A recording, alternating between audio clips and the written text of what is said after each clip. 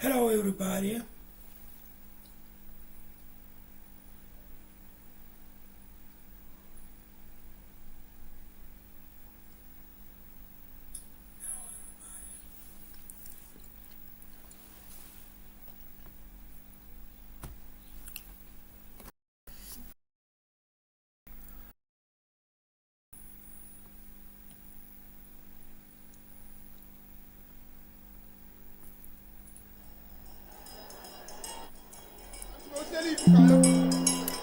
Kalinzi.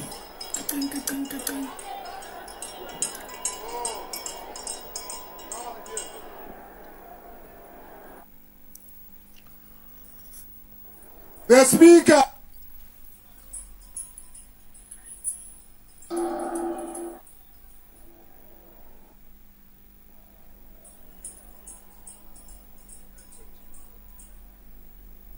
Mambo. Noted. Objections noted. I don't see. I don't see any other objections, and therefore the report has been agreed to. I'll now ask the Secretary to read the second order. First reading debate, Appropriation Bill. The Chairperson of the Committee, Dr. M.A. Maimane.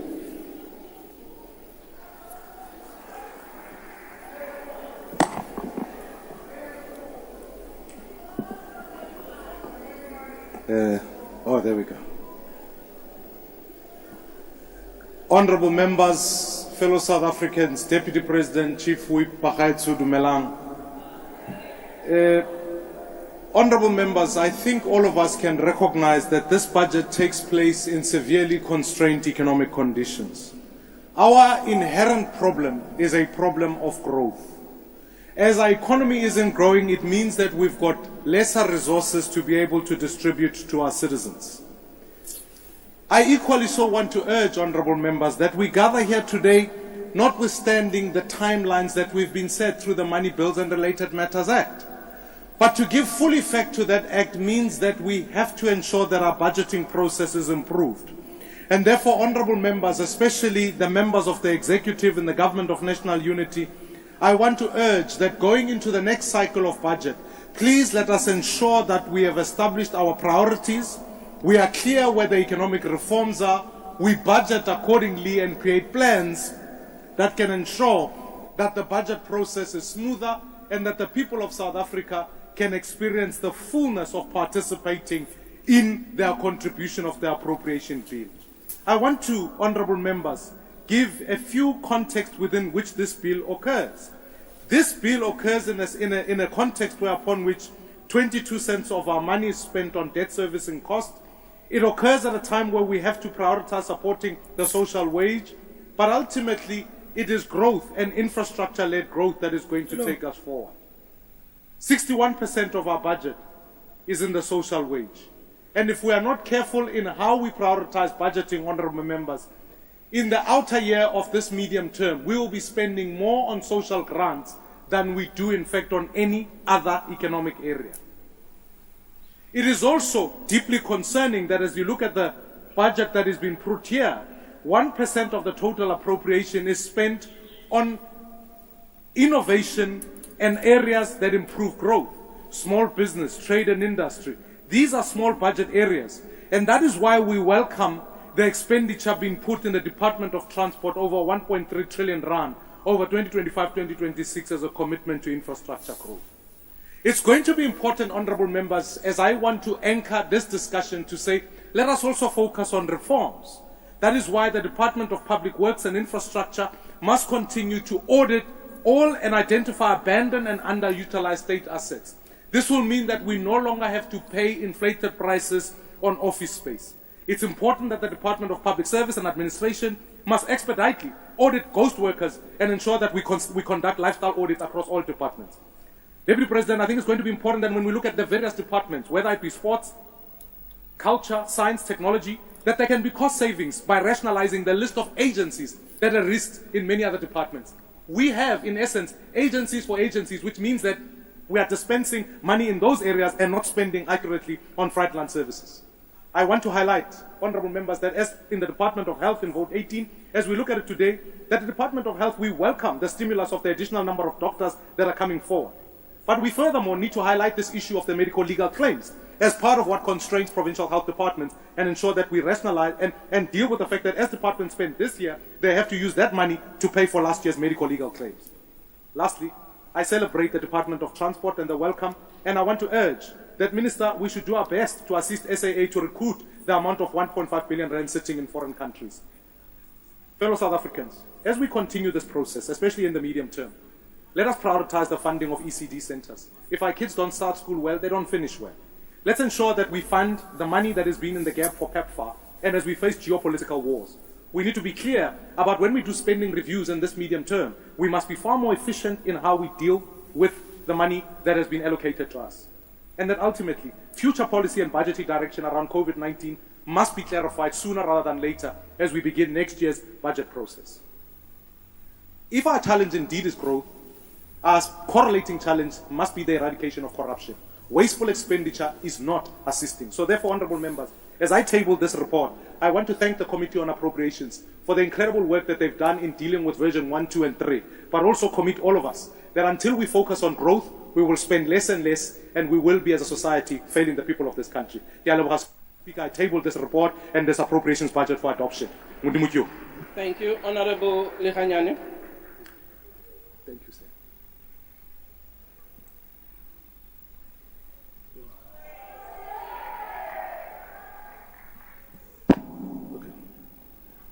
Good morning, Honorable Speaker. Good morning, Honorable Deputy President, the Chief Whip Ministers, and the fellow members of Parliament. Honorable Speaker, first of all, let me declare the support of the ANC for this appropriation.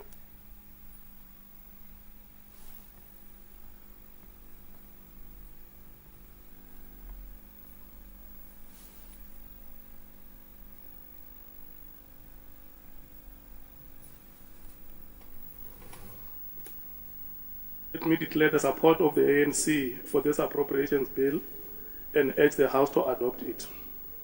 The Standing Committee had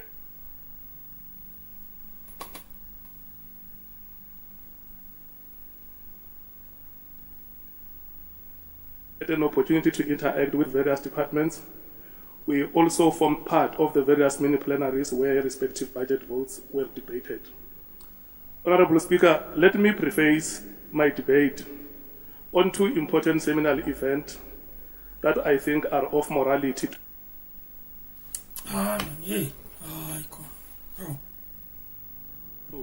to this debate. These events, which involve two African tribunes, Shambel Apepe Bigila and John Stephen Akwari. Bigila was an Olympic marathon runner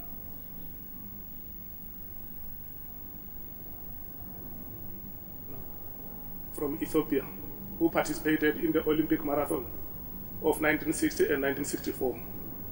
And Akwari was a Tanzanian who ran the Mexico Olympic Marathon in 1968.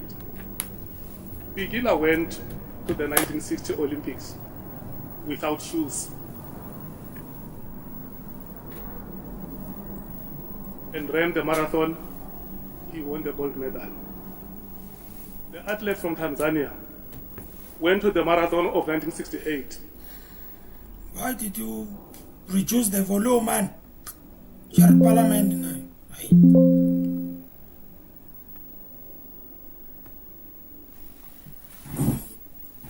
gotta move. He cramped during the marathon.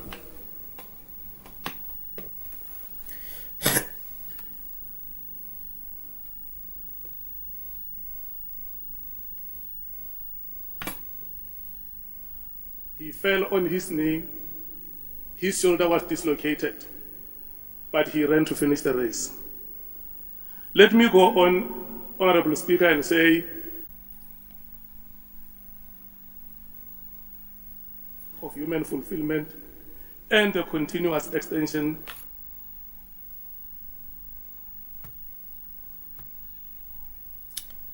I don't know what's going on. Yeah.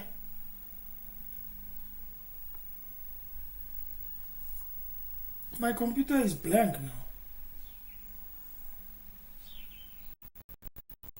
now. Why is my computer blank?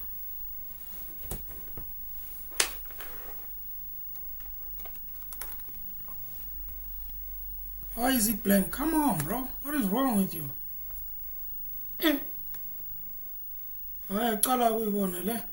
Don't tell me about waiting. Alright, I gotta start again, guys. You see, these are the things I don't like, man.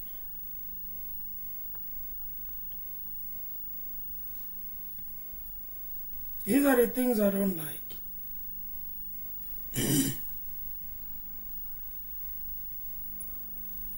We're trying to stream, but it's not giving us what we need now.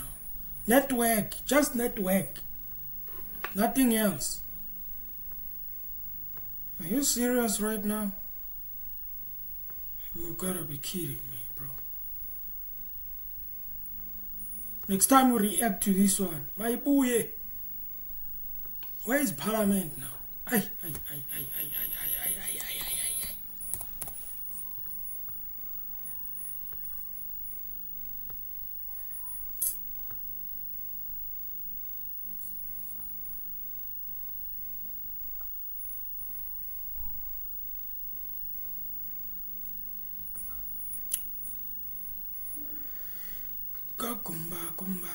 Kumba.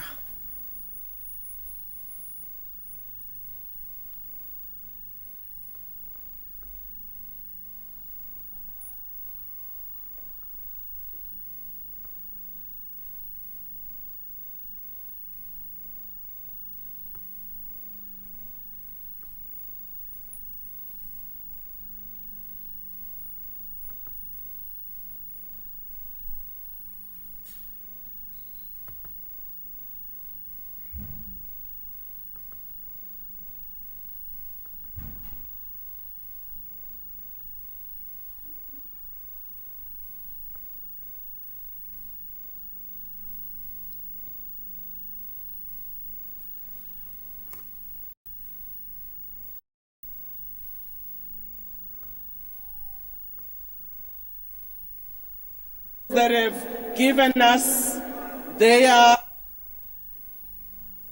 President Mandela, who during this month we remember... If it gives me problems. You see. Very fondly said, open quote,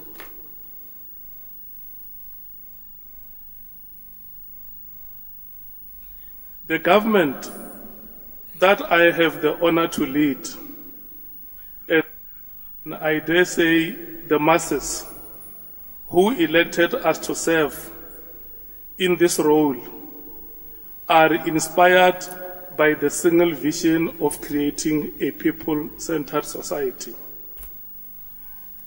The purpose that shall drive this government shall be the expansion of the frontiers of human fulfillment and the continuous extension of the frontiers of freedom."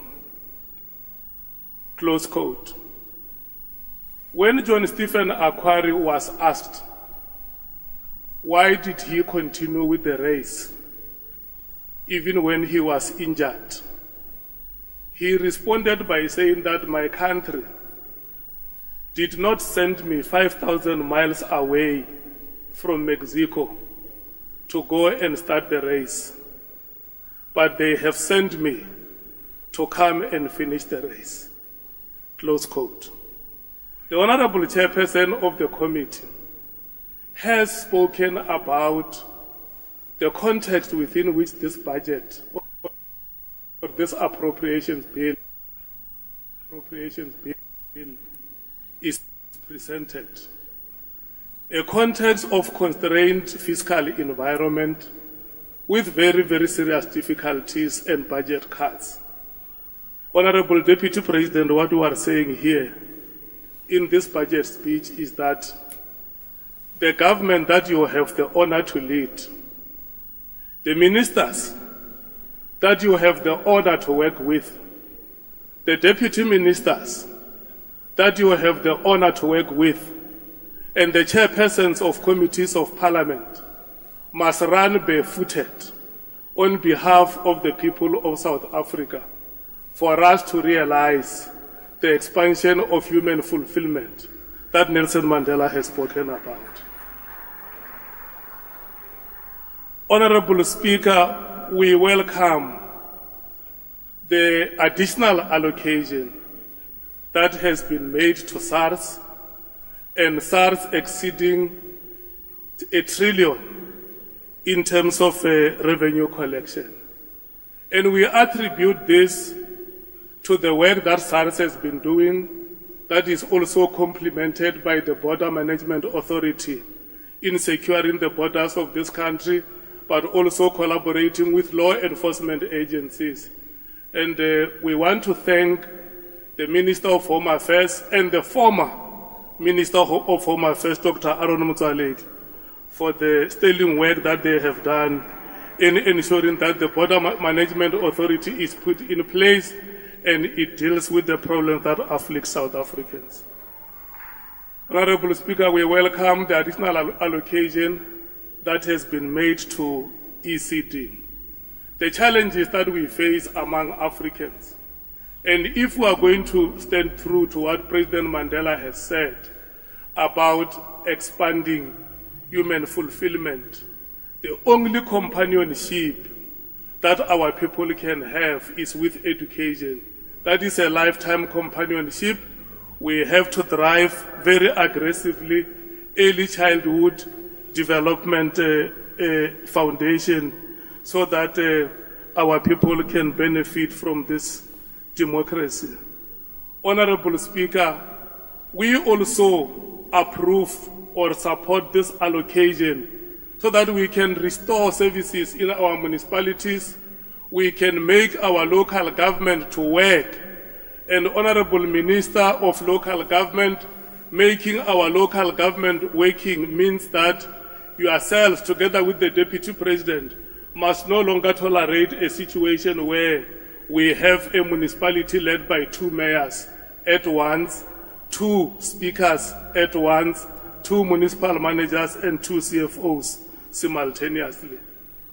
We endorse this budget, like I have spoken to the Minister of Sport, Arts and Culture to say, we want to hear his department speaking on behalf of ordinary South Africans, like Johannes Mosetla from Skukune, who ran this year's Comrades Marathon at the age of 83 and set a new record.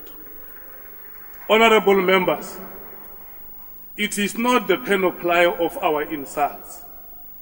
It is not the verbiage that we are going to make before this parliament and before the people of South Africa. It is the resilience.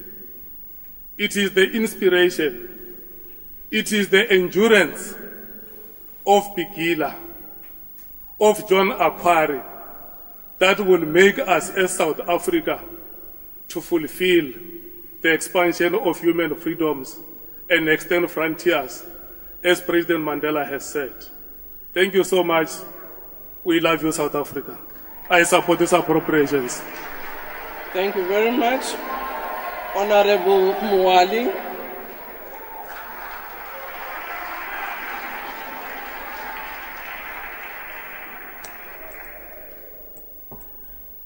Speaker, honorable members and the people of South Africa, there is a saying that says, desperate times demand desperate measures. This is not the time for technicalities, but rather focus on bold and courageous measures to change the course of our history. Regrettably, the Minister of Finance, the ANC, and the entire so-called GNU had missed the opportunity to redefine the economic trajectory and set South Africa on a new path of sustainable growth and development, and start laying a foundation for a more equal society. Whenever we debate the national budget, there's an attempt to limit Parliament from exploring other available economic alternatives. There are so many scarecrows as this budget was not put together by the people. We saw this when we debated the proposal for the VAT increases earlier this year. The MK party insists that we need to look at how we got here from the first place and address the major policy failures pursued by this government since the advent of democracy. We refuse to be boxed to the policy paradigm of the so-called GNU. For us, the MK party, the economy first, the economy is first and foremost about the people and not profit. The MK party remains opposed to the orthodox policies pursued by the successive ANC government since the advent of democracy. And now by this so-called GNU, it is disheartening to watch the country fall apart, but the government is so determined to prescribe the very same medicine which is killing the patient. Through this budget and other economic policies, government continue to pursue more of the same economic, fiscal, and monetary policies which failed to bring about the change, but had only impoverished millions of our citizens. The Minister of Finance says in his speech that the budget proposed a bold and a pragmatic approach, and concludes that it calls for a macroeconomic stability supported by fiscal policy. This is a major fundamental flaw and a failure of the budget. It sets on the same path which brought us to where we are. What is the purpose of these macroeconomic fiscal policies if they do not result in full employment, food and social security, infrastructure investment, and greater access to health and education for our citizens? The macroeconomic stability of this government has only brought us economic stagnation and high unemployment, with its extreme obsession with debt reduction at an expense of investment and growth and stimulating the new economic activity. Today, unemployment sits at 42%, with youth sitting at over 60%. Food prices have been rising, with government unable to regulate effectively the food cartels in our country, but put all its energies on fighting spaza jobs and small businesses. The electricity tariffs has surged. The electricity tariff has surged by over 30% in the past 3 years, and we saw this yesterday when residents at Tembisa were rising up against high electricity tariffs. And how this negatively impacts on the ability of the household to meet their basic needs. We call upon our people throughout the country to resist these high electricity tariffs. As we close, Speaker, mhlambe asikhulu beloku nabantu bakithi ukuthi lo hulumeni silasi khona nje ingoba unawo amadlebe. Sizame ngako konke ukuvezela ama-alternatives ongawasebenzisa ukwenza impilo zabantu zibe ngcono. Kodwa kwacaca ngokusobala ukuthi uneprogram yokucindezela abantu. I didn't say shout. Futhi lo hulumeni uphethwa I'm sorry, but abantu abathile abangakhethiwe yilendlu. Ingakho usebenzela ucindezela abantu noma ngabe kukhona okwama alternatives oboniswa ngako ongenza impilo zabantu zibe ngcono. This ANC government and this so-called GNU is working hard ukucindezela abantu bakithi, and abantu bakithi abakhumbule uma sekiwo okhethweni njengomkhonto wesizwe sifuna ukwenza kucace ukuthi asiyisupporta le appropriation bill ngoba i-program ne-project okucindezela abantu bakithi ngiyabonga e-South Africa. Thank you, Honorable Wakely.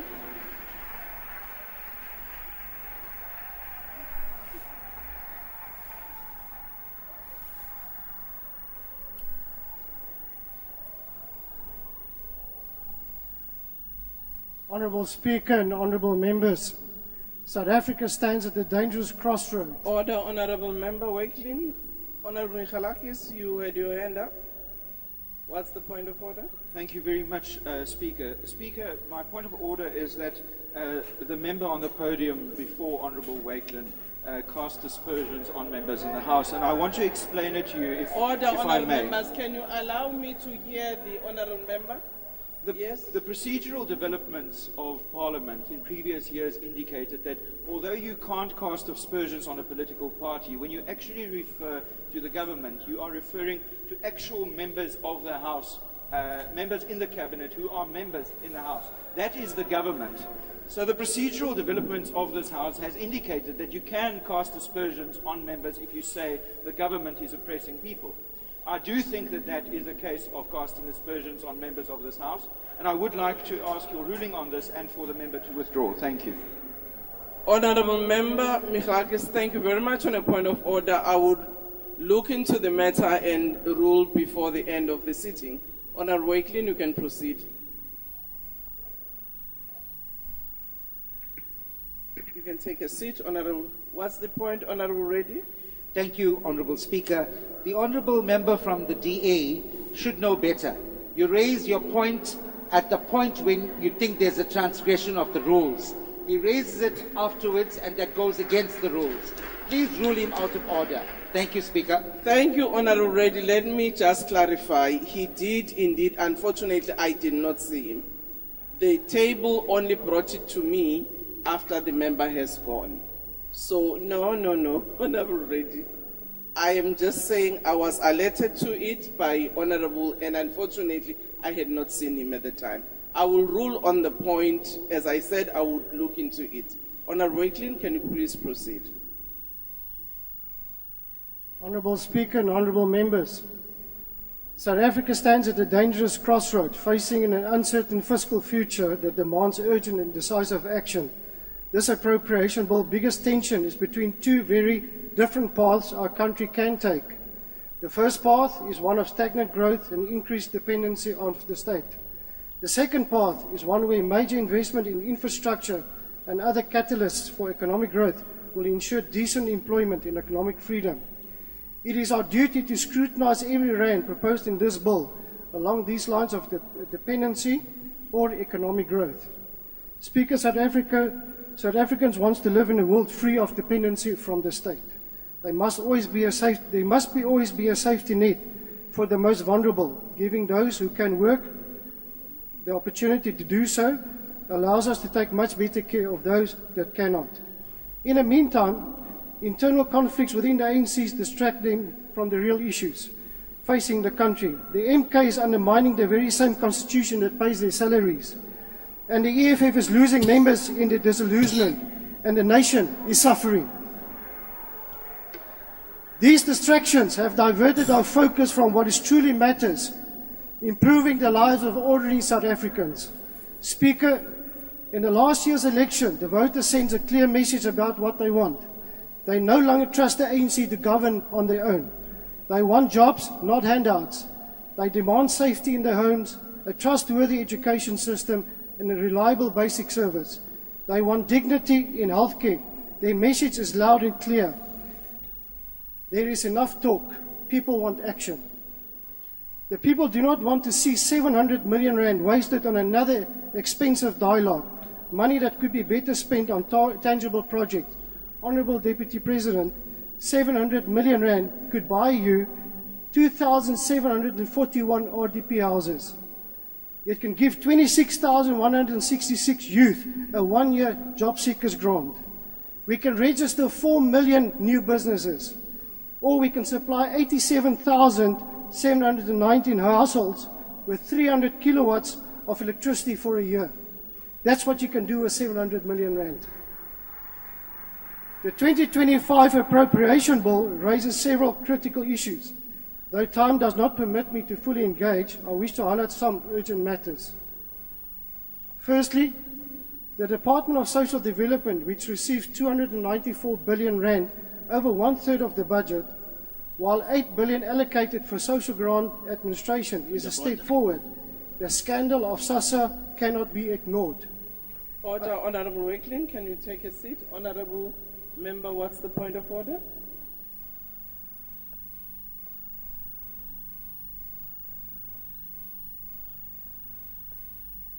Can you try the next?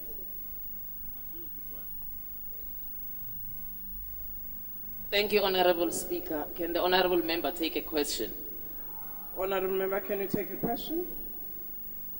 Madam Speaker, the only question that has to be answered, when will they pay back the money from the pension fund?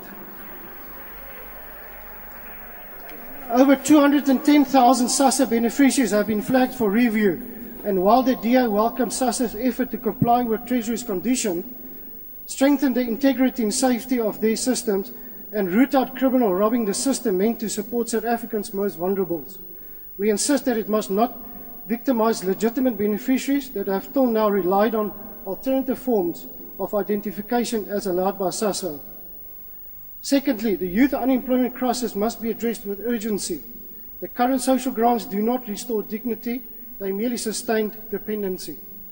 We need transformative programs, training, mentorship, skills development that genuinely prepare young people for employment. The DA demands a comprehensive job seekers plan that empowers youth, restore their self-worth, and rebuild their confidence. In the basic education appropriation, 10 billion is allocated for early childhood development and teachers' investment. However, it is shameful that we spend over 400 rand daily for an inmate, but less than 30 rand per child for ECD facilities. However, this imbalance must be corrected if we are to secure a brighter future for one's youth. On the issue of CETAs, and no, I don't want to talk about the minister that got fired. At least we saw some willingness, even if it meant that the DA had to push for it to make it happen. Recent studies show that the enrollment costs are more than universities. Yet their failure rate is very high and outcomes remain unchanged. 21 CETAs have their own board chairs, earning millions in board fees, with some earning performance bonuses that are daylight robbery.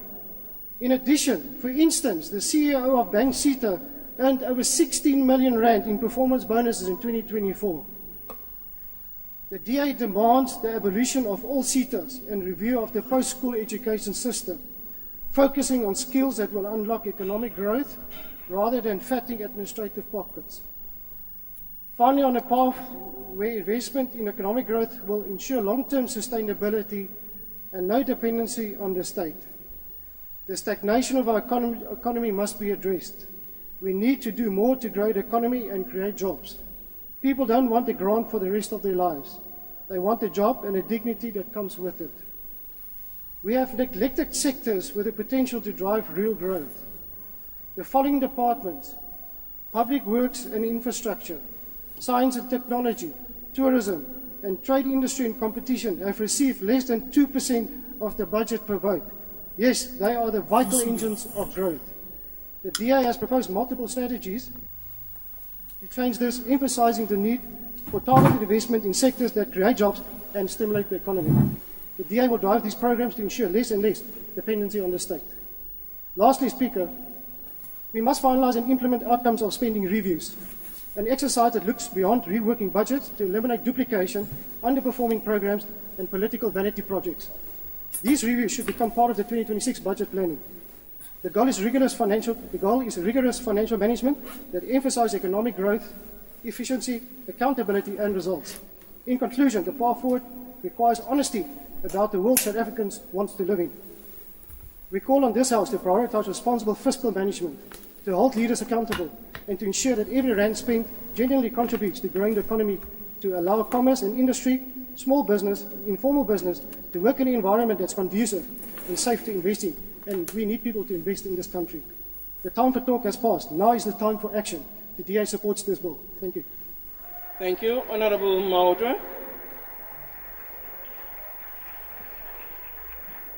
Thank you, Speaker. Greetings to the President, Commander-in-Chief, David Malema, Commissars, and all EFF ground forces in South Africa, Africa, and the diaspora. We want to once again invite the people of South Africa to join the gathering of the poor, the working class, civil society, traditional leaders, pastors, and ground forces who will be gathered here in the city of Cape Town to celebrate the EFF's 12th anniversary. It will be a celebration of political clarity, revolutionary discipline, and a reaffirmation of the generational mission to dismantle the post-1994 elite pact that continues to exclude the majority. Speaker, the EFF rejects the proposed appropriation bill tabled by the Minister of Finance. We have participated in all mini-plenary debates and made concrete and substantive submissions of practical amendments that are going to give us the people's budget.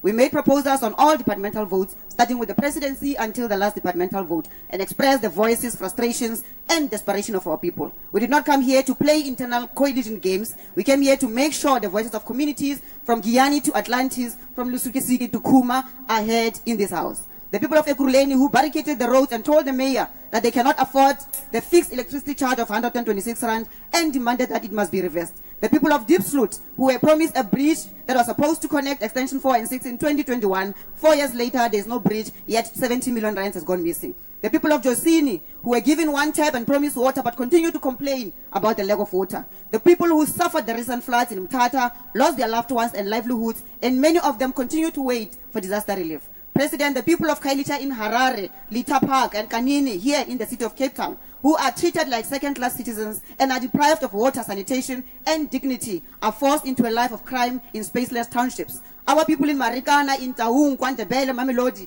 and Tohoyando continue to tell us that the budget for these departments before the House today will not increase government spending, will not eradicate pit toilets, cannot hire more doctors, nurses, teachers, will not grow the economy, and will make them even poorer.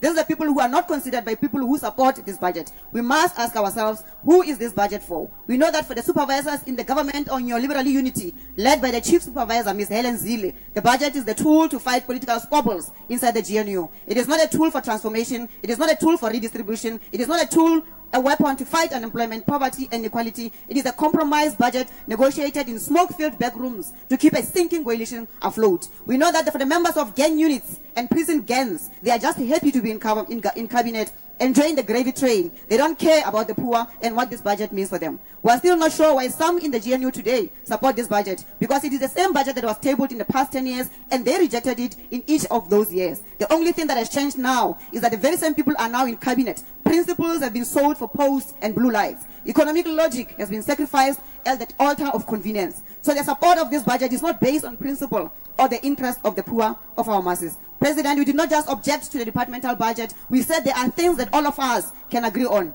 Even if some are trying to score political points with the budget, we can agree that let's amend the proposed appropriation bill to increase the health budget so that we can employ the 9,000 doctors who are unemployed today. Doctors who were trained in Cuba, Russia, and here in South Africa, many of them from poor backgrounds, who want nothing more than to serve their people. We said let's agree to increase funding for basic education so that there is no public school that has a vacancy of teacher and pit toilets by the end of this year. The children of the poor are still learning under trees, walking long distances, and suffering without nutrition or support while we boast about surpluses. Let's agree to amend the proposed budget for Stats SA so that we increase it and allow the Statistician General and the team to continue to hire qualitative and quantitative professionals. Stats SA must fill all the vacancies so that we are not subjected to the mediocrity of some white, racist, arrogant banker who thinks that starting a business through a loan shark tendencies on the blood and sweat of Marikana qualifies him to collect statistics on a complex thing such as unemployment. We even said, let's increase SARS budget because the SARS Commissioner said if we give him additional funding of 4 billion in this financial year, not over some imaginary medium-term period, he can collect over 700 billion. Why are we not doing that? Why are we not closing the tax gap? Why are we not strengthening the state? And we said that we are willing to make all these amendments within the past fiscal framework, even though it was rejected. But it's the correct procedure. But we are called the most unreasonable political party. We did not turn this budget into a political football, but we engaged in a principled manner, and for that, we reject the 2025 appropriation bill. I thank you. Thank you, Honorable Hadebe. Malema. He is there. Thank you. Thank you, Honorable Speaker. The Inkatha Freedom Party welcomes the opportunity to engage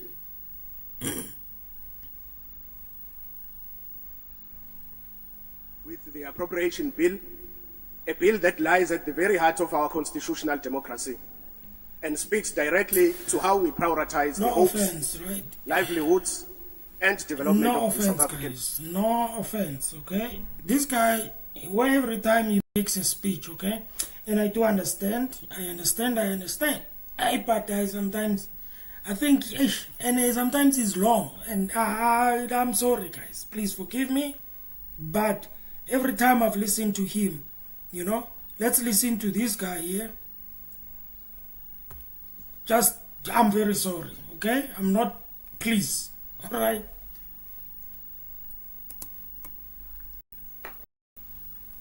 Strategy continues to strike a balance between what is he wearing? Stabilizing the public finances, reducing risks in the fiscal framework, encouraging economic growth,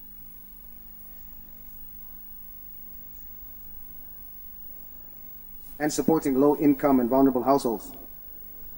Especially considering that the consolidated budget deficit is expected to narrow from 4.8% of the GDP in 2025-2026 to 3.4% in 2027-2028.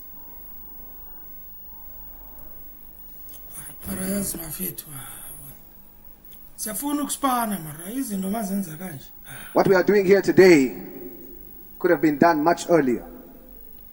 But because of internal friction, this process was delayed. We claim that we are revolutionary. We claim that we have superior logic.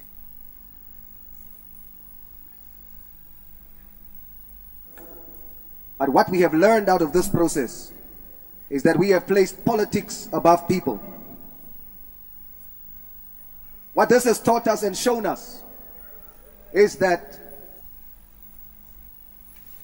the black majority could have united and put people first, but instead the majority subjected themselves to the DA with their default colonial mindset. You are more interested in removing the president instead of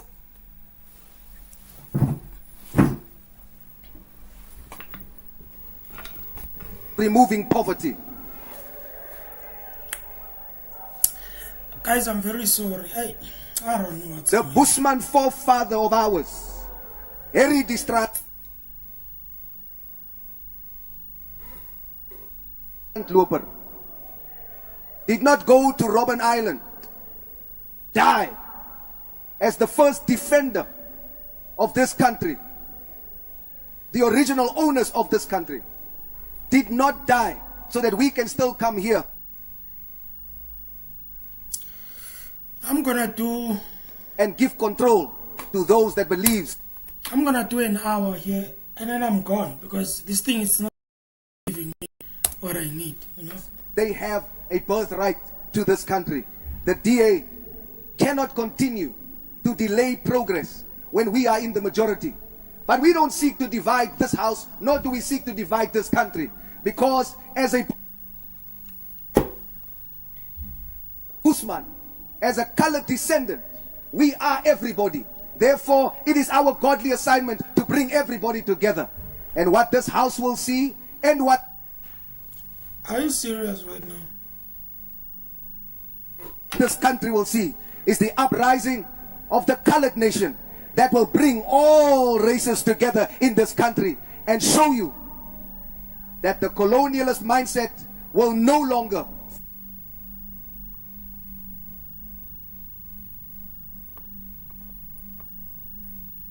thrive. It's time to unite, and we will show you how to do it in all. Hey, Fit. This is not fair, man. Why are you doing this to me? Why? Yeah? Why?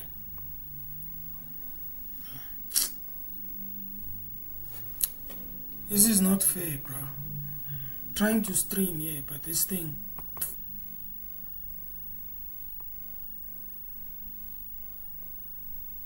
Yeah, I'm not looking for live here. What are you talking about?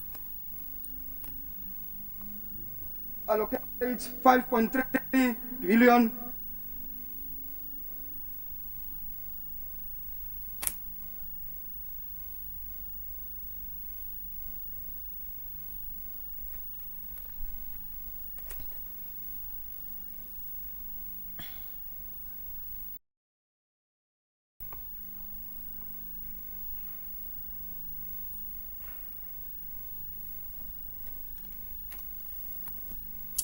Hi guys, as you can see, look at this. The complainant in this case? I'm struggling and the first move made by a member just of Parliament. giving me problems. Okay, so I think I'm gonna stop here. I'm very sorry. I wanted to do it more, but it's giving me problems. Network, it's in and out, so I don't like to do my things like that. So it's unfortunate, okay? And now, before I go, I saw I think I saw MK Party. I think they have went to do the vote of no confidence against the president. That will be President Ramaphosa. Where did I see that thing? I think I saw it on ENCA. Think so. Vote of no confidence. Where are you? I saw it here. I don't know. I'm not sure. But I think it was here. Over here, MK Party.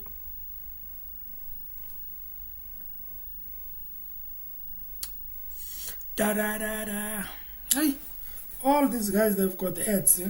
They don't have premiums. What is going on with them? I thought they've got money. Why are they doing this to get money? Let's hear.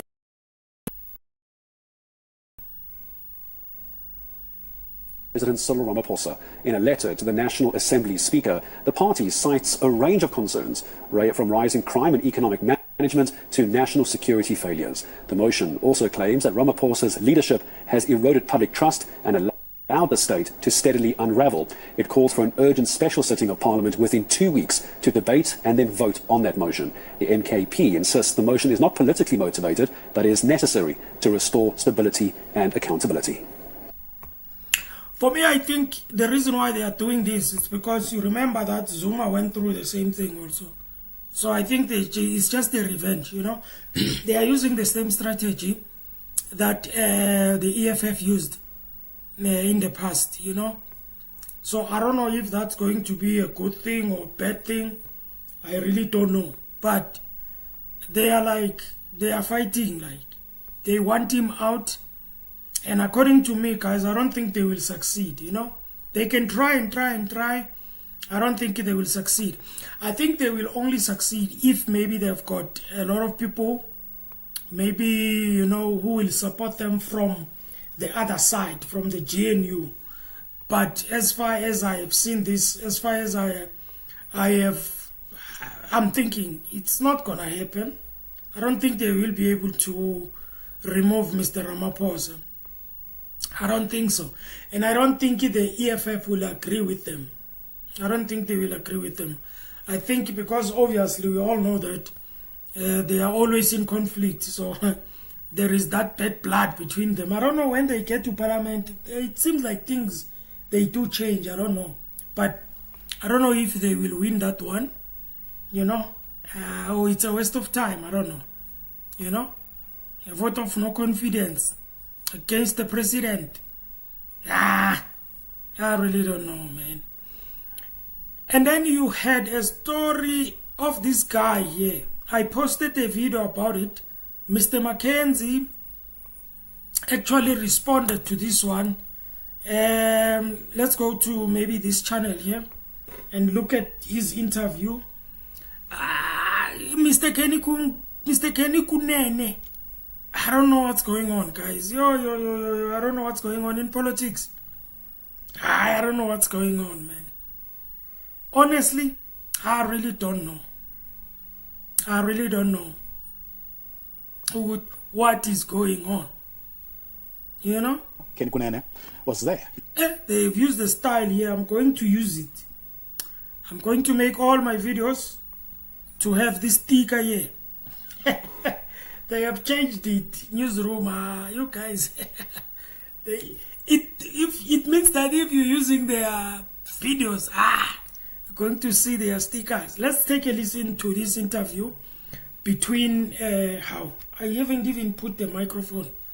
Let's listen to this video And this is about Mr. Kenny Kunene.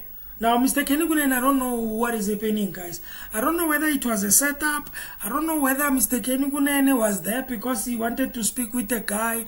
I really don't know. But his story, man, it's so shaky. I do understand that they said, yeah, no, he was going to help, you know, because he was giving the company of the media company to the young people, everything. But then he's there, and then when he's found there, and then no, I was here to do a interview. I'm like, what is going on? That is why, guys, I always say, if you want to start a political party, if you want to start a political party, ladies and gentlemen, you must be prepared for anything. You must have a very thick skin.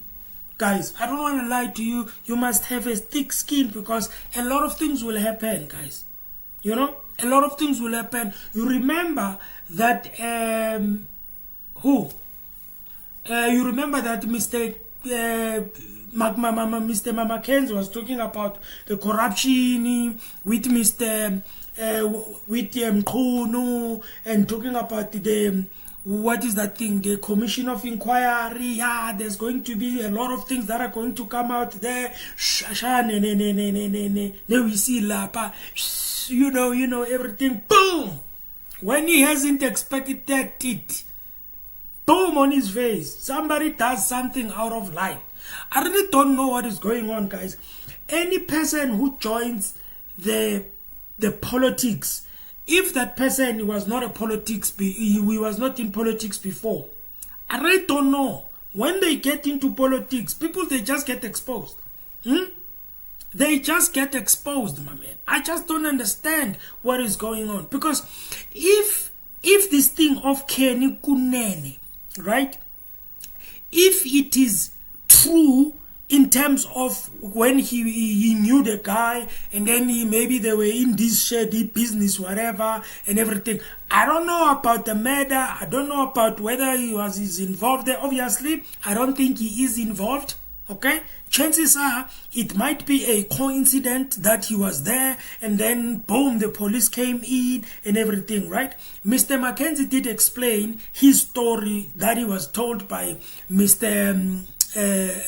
Kunene, okay, that he went there, he got a location that he must come there so that they can do the thing and everything, and then boom, the police come in, and then they are like, hey, my guy, what are you doing here, Mr. Kenny Kunene? I know I am here to do whatever. Oh, give me your phone. And then they gave him the phone, they checked the phone, and then the policeman said, okay, listen, we are very sorry, my guy, you can go. Okay? But why are these things happening like this, guys? Why are these things happening like this? Why every time people, when they are doing well, you know, Mr. Kenny Kunene, when it comes to the politics, in terms of him being an MMC, he was doing very well. He was doing the work. He was on the ground helping people, exposing where he exposes, okay? And then all of a sudden, now there is this scandal that is on his head now. This is a big scandal, guys. You know, it's a big scandal because now it puts Mr. Mackenzie in the corner now. Mr. Mackenzie has to sort of like suspend him for a bit, for a month, as according to him, according to what it will depend on the investigation. And then you are like, what is going on here? You know? But anyway, guys, it's politics, right? Let's take a listen to what Mr. Kenny Kunene actually said in this interview. And I want you guys to listen very careful because it's very important, you know. Now, obviously, when these type of things are happening, everyone will think out of their box, not out of, what am I saying? Every person will think in their minds. They will suspect, they will put together the dots, they will think about Mkhwanazi, they will think about everything like that. Now, if Mr. you see, guys, I don't know what to call this, man. I really don't want to lie. I don't know what to call this. What happened to Mr. Kenny Kunene? I don't know what's going on. I don't know. You know? I don't know. Now, I believe that Mr. Mackenzie he was not, I don't think he's disappointed because,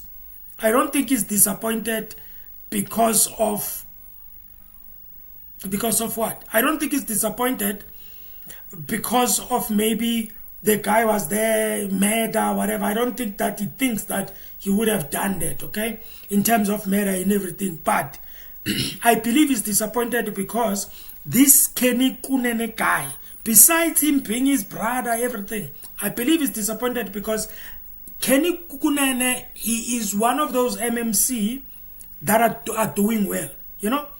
I saw when Mr. Dada Morero was doing that thing of 700 pothole fixing thing in the suburbs. Mr. Kenny Kunene was there. Mr. You remember that guy, the KZN guy, you know? I forgot his name. He was there also. They were doing their thing over there, you know? So, and you can tell that actually they are trying to do this thing. They are trying to do things right, okay? Hey, Mr. Kenny man is in trouble, man. I don't even want to like her. He's in trouble with this one. Guys, with this one, he's in trouble, man. I really don't know how is he going to handle this. I don't know. Let's take a listen.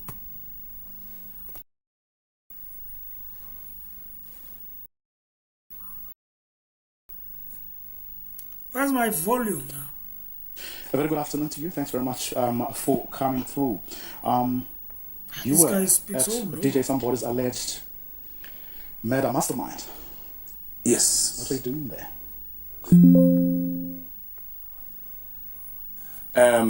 I was there to take the journalist to go and interview him. You would have seen that my African News Global has not been active because since I took office, I haven't had the time to focus on it. I've lost some journalists that were working for me. So those that have asked for jobs, I have then decided that let me rather give it to them so that they can run it. And obviously, Africa Global, News Global has always focused on exclusive news. And that's one of those exclusives where there was an opportunity to interview Mr. Molefe by this young journalist. Why? Why is he so interesting to you? It's not just interesting to me, it's interesting to you too, Bravo, and South Africans at large. He's been accused of having masterminded a murder. He's been in the news. We heard that General Mkhwanazi spoke about his arrest, how it was done. So there are interesting things that are surrounding him, and therefore it would have been a great exclusive for the journalist to actually talk to the man. He hasn't spoken to any publication, any newspaper. Because primarily mainstream media will always focus on the sensational matters, but journalism is about objectivity and hearing the other side. So the journalist was right to say, let's hear the other side now that the gentleman is on bail. You would have seen this very same platform was at Khosi Mampuru, where they also wanted to interview Ket Matlala, who is also accused. Exactly. However, and I mean, it's not for lack of trying, that I can tell you. Yes, they so tried. He was keen to talk to you, not that we didn't want to talk to him. Yeah, no, but I'm saying that there is that interest to also talk to suspects. It's not a new thing. So it was just a question of, we were there at the time when the police were arriving, because less than 5 minutes of us being the ones who were on the driveway, we have not even gone into the house. Then the police arrived. They were kicking the gate. The boy came in, came to us outside there. We were with the person that facilitated the interview. And the police were kicking the gate. Mr. Molefe came out, said, open the gate. Open for them. They came in. They found us there. What happened subsequently? Subsequently, they asked who the owner of the house was. There was a Casper. There were Vitlas, Combis, police covered with masks, and others in private with no masks. And they asked who is the owner. Mr. Molefe said, it's me. Then they cuffed him, told him that he's under arrest. And then they sought our particulars, and they saw me, and then they called me aside. Brakeni, what are you doing here? No, I'm here for this purpose. That gentleman has facilitated for us to talk to this man on this matter. Do you have any personal relationship with him? No. Do you have his number? No. Here's my phone. Punch his number and check if I have his number. I don't have his number. So how did you get here? The same man that facilitated this meeting sent me a WhatsApp. He sent me the first address at 25 to 11:36 to be precise. And then he sent another one and said, Mtimande, use this one, which was just a question of a road and a street. So, and that's how I got there. And they said, can we see? And I showed them. And they saw that I was sent the address at 11:36. And I was there around 12. 5 minutes later, the police pounced in. We have not even started the interview. And that's all you saw happening? There was no other drama? Obviously, there was drama, rifles, underground. You know, the normal drama that the police would do when they arrest the person. But after that, everything cooled off. Everybody was level-headed. They walked him, chained him by the foot and the hands at the back, and they walked him to the V-class. There was calm. In fact, one of the police said, hey, Brakeni, sorry, man. I said, no, there's no need to be sorry. You are doing your job. And they walked with him. He did, no. The man was not fighting. He said, open the gate. And he was outside there. They handcuffed him in front of us. And then they left with him, left everybody at the house. And I followed them. So were you meeting him for the very first time? No. The person that facilitated the meeting had his mother's birthday. I think it's last year or early this year, I can't remember. So he had invited me, and the gentleman was also there. I greeted people, he was there, greeted him, and then I went to sit with my people. And that's it. Then I saw him on TV. I don't have his number, we have no relationship, we have no... But I must say, Bravo, that if this man, I had his number, I would have told them. And I would say it now. If at all this man was my friend, I would say this man is my friend. Yes, he's an accused, but he's my friend. I've got friends. Let me make an example with myself and also with Bra Steve. I was a criminal myself.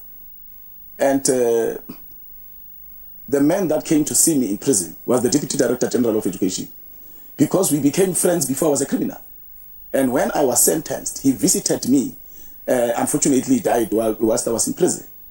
So there's this thing that when you are a politician, you must distance yourself from people. If Braketi was my friend, I would have said it to the police. And here, I don't distance myself from my friends. If they have their things that they're doing, I don't know about them. I don't distance myself from my family.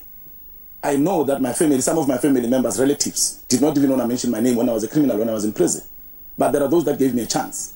And it is that chance that gave me hope that when I come outside, I must be the better version of myself. So he was not my friend. We have no relationship. I don't have his phone number. He doesn't have my phone number.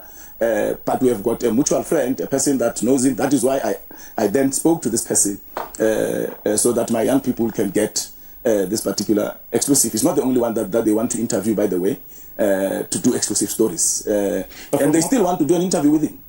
But from what your friend, who knows him, who facilitated this interview, has told you, what kind of a man is he? I have not asked those questions. We're curious. Who's this guy? I mean, he's an alleged murder mastermind. I mean, we have not spoken about the man. So he has not said anything about the character of the person. But from what I saw when I arrived there, very cool person, quiet. Is not a loud person. Those few minutes that I was there, I don't know, maybe it's because of this whole thing that he's facing, but that's what I saw. But even when I saw him at the birthday of the old lady, he was there sitting with people, so I didn't really get to know him well. What have people been saying to you since?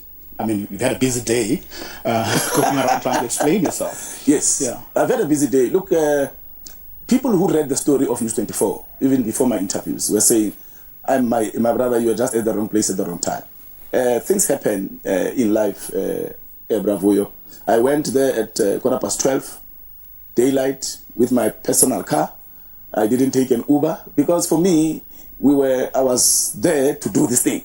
There's nothing sinister about it. But there are other people who said, this was so you. Of course, they are making that association because of your past that you just spoke about. They've been doing that. So it's like, we must not associate with people. I must not associate with people. I refuse to do that. I'm a DJ. I'm a businessman. I'm a politician. I still DJ. It's my passion. It's my hobby. It's what I love doing. If I stop it, I become unhappy. And when you DJ, when you have a club, when you have a restaurant, when you go play at places, you meet different people, you don't know what they do.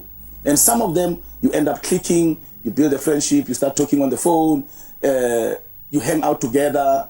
It's the nature of life for years. But once you become a politician, or when you are a politician, you are then not supposed to align with certain people because it will imply certain things. And you're not going to do it. So, have you ever had a moment where you stopped and said, maybe I need to be a little bit more suspect in terms of who I associate with, in terms of the things you do? Have you ever had such a moment? I'm the last person to think like that. Because I was called the Sushi King, people would move and go sit there. So I was a victim of that. Why should I be that person to other people? I can never be that person. There are serious criminals everywhere. There are criminals in high buildings, high-rise buildings. We hear our PIC has been robbed of billions. And those people, you see them hanging out with everyone. So it's a question of how do you associate with people. I'm a people's person. That's who I am. I got loved. Even Abu Gogo, when I go to address masses, even in the rural areas, Abu Gogo will say, hey, who's in a sushi? So it's people know me in this country, and they know me because I have that personality. So now that I'm a politician, I must now start working like a politician. I must be the position. The reason politicians are forever unhappy is because they become the position. And once you become the position, you end up treating people with disrespect because you believe you're above them. So I'm not going to leave the position. I'm leaving Kenukunene. I'm Kenukunene, the politician. I'm Kenukunene, the DJ. I'm Kenukunene, the businessman. There is nothing wrong with that. I do my work properly. That's why I'm dressed like this, because I'm from Ward 7. We are working for the whole week there. Have you spoken to your president, Aiton McKenzie, about this? Yes, I spoke to him before I went there. What did he say?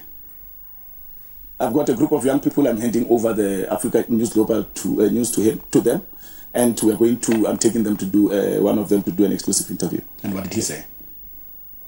I'm going to do an exclusive interview. Okay, sure. I'll see you. I'll call you later. He's not bothered. He's not worried about anything. No. We spoke this morning, and obviously, he's the president of the party. Would be worried, but I explained to him last night. I explained to him, and we spoke this morning. And he accepted because he knows what I have and my intentions with Africa News Global. I've told him not yesterday, I told him already a few weeks ago that I'm in the process of doing this. I'll give it to young people, let them run it, so that I'm not involved. They must make all the decisions. I'm happy that News 24, after I answered their question, they came back and said we went to CIPC to see if this Africa News Global exists. And we found that it exists and you are the sole director. Do you intend resigning? I said, of course. It's part of this process I'm doing. I'm resigning, and the guys will be the directors of the company. Probably. Thank you very much for coming through. Bravo, thank you very much for giving me the opportunity to put my side of the story. After 30 minutes. Gizokufonela.